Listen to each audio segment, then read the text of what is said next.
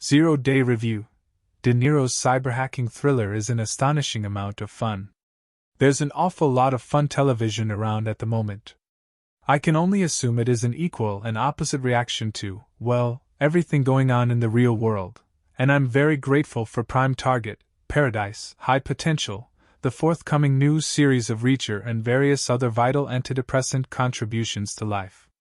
But I think we can agree that there's always room for another serotonin-boosting entry into the viewing schedules. Enter 0-Day. It's as fine a piece of hokum as you could wish to see, not least as it stars an on-form Robert De Niro in his first big small-screen outing. He has, I feel, let contempt, either for the roles or for the profession as a whole, seep into a few of his later filmed performances. This, I worried, could have seen the actor dabbling in something he might have considered an even lesser art form. But here, De Niro is committed and playing a straight bat as George Mullen, a much-respected former U.S. president dragged out of retirement to calm a panicked populace after a terrorist cyber attack. But why? But who? But how? An important part of preposterous fun is knowing that all the answers will be given in full by the end of the run.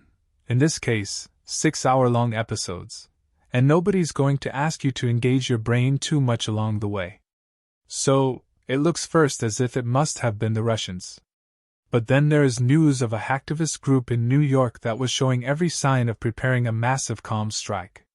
Clues from CCTV cameras join nuggets of information from the shadowy contacts gathered by Mullen during his days as Commander-in-Chief. It's a tale packed with twists from creators Eric Newman, executive producer on American Primeval, Griselda and Painkiller, Noah Oppenheim, and the Pulitzer-winning journalist and author Michael Schmidt.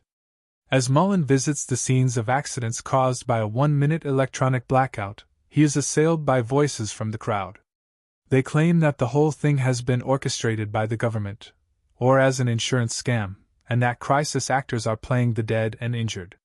Finally, he has to stop and deliver an impromptu speech about the true meaning of America, of patriotism, and the real source of conspiracy theorizing.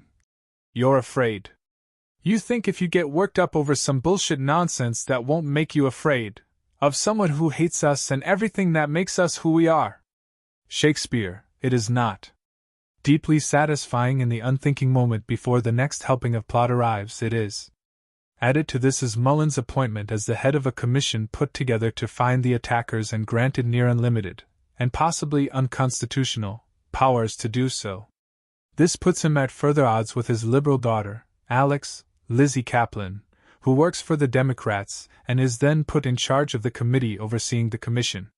There is also a president, Angela Bassett, under pressure to get results quickly, and not necessarily correctly, Jesse Plemons as Mullen's increasingly shady right-hand man Roger Carlson, plus Chief of Staff Valerie Whitesell, Connie Britton, who has a history that may have veered beyond the professional with Mullen, but who his pragmatic wife, Sheila, Joan Allen, insists is brought back to protect him. There's more. We meet a group of hedge funders who may or may not have something to do with things they do, I bet. A right-wing blowhard stirring up InfoWars-type animus against an unspecified, them, and Mullen specifically. And of course, the ever-present threat of another attack. There is also an additional layer of doubt cast across Mullen's mental, rather than moral, integrity, as the possibility of early-stage dementia comes into play. Or is it a case of, just because you're paranoid doesn't mean they're not out to get you?